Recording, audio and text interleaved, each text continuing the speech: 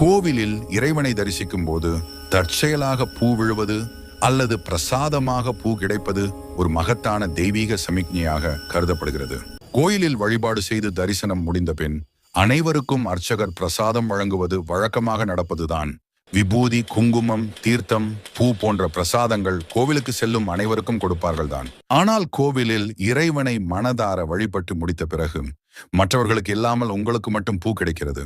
அதுவும் இறைவனின் மீது சாத்தப்பட்டிருக்கும் மலரை அர்ச்சகர் நீங்கள் கேட்காமலேயே உங்கள் கைகளில் தருகிறார் என்றால் அது சாதாரணமான ஒன்றல்ல.